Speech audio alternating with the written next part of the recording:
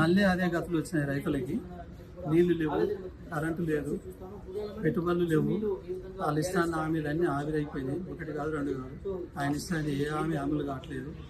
ఇవాళ నేను ముఖ్యంగా మన కేసీఆర్ కలవటానికి ముఖ్యమైన కారణం ఏంటంటే, సార్ మళ్ళీ ఎప్పుడో దిగిన 10 సంవత్సరాల కింద బ్యాక్లు ఎలా కాలం పోయి రైతులను గోసదీస్తున్నామో, ఇవాళ కూడా నీళ్ళుండి కూడా అన్ని అంగట్లు అన్నీ ఉన్నాయి, అంగట్లు అల్లు నోట్లేసాయి అన్నట్టుగా నీళ్ళని దుర్వినియోగం చేసిండ్రు.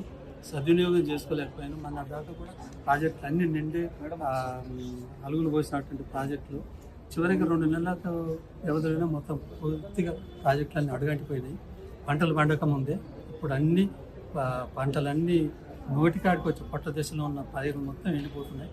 దీని మీద మనం ఎప్పుడైతే ఇదివరకు సమైక్యవాదులతోటి ఎట్లా పాలన వాళ్ళతో ఎట్లా కొట్లాడి తల్లాడి మన తెలంగాణ గురించి బాధపడ్డామో తిరిగినామో, ఇప్పుడు స్వపాలన అంటే మన ఇంటి వాళ్ళతోటి కూడా అదే గోస తీయాల్సి వస్తుంది. మనం తప్పకుండా మళ్ళీ అదే ఉద్యమం మొదలు పెట్టాలి, అదే తెలంగాణని బంగారు తెలంగాణ తెచ్చుకోవాలని చెప్పి మళ్ళీ బోర్లేసే పరిస్థితి ప్రతి రైతుకు వస్తున్నది ఇప్పుడు.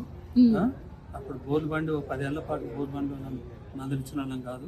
మళ్ళీ నిర్వహించి పూర్తిగా మళ్ళీ బోర్లు బండి చుట్టూ తిరగటం, అప్పులు తేవటం, వేయటం, ఆ నీళ్ళు వెళ్ళకపోవటం, తలకాయలు కొట్టుకుంటాం. మీకు రైతు భరోసా వచ్చిందా? రాలేదు. రైతు రుణమాఫీ రాలేదు, రైతు భరోసా రాలేదు. నేను బోనసే నేను ఆనకాలం ఆడిపోయిన ఆనకాలం సన్నోట్లు తీసుకుపోయి కాలంలో పోస్తేనే 500 క్వింటాలు బోనస్ ఇస్తాయని ఇంతవరకు బోనస్ అకౌంట్ చూడండి, నా పాస్బుక్ ఇస్తే చూసుకోండి. బోనసే రాలేదు, ఆయన ఇస్తాను. ఆ బోనస్ కూడా ఇస్తాను కదా, దొడ్డు ధాన్యాన్ని కూడా ఇవ్వాలని డిమాండ్ చేస్తాను. విన్నావా? ఎందుకంటే అది కౌలు రైతుకు కానీ ఇటు పట్టేదారుకి కానీ అక్కడ వస్తుంది. ఇస్తే అన్ని ధాన్యాలకు 500 రూపాయలు కలిపి, అది చాలు.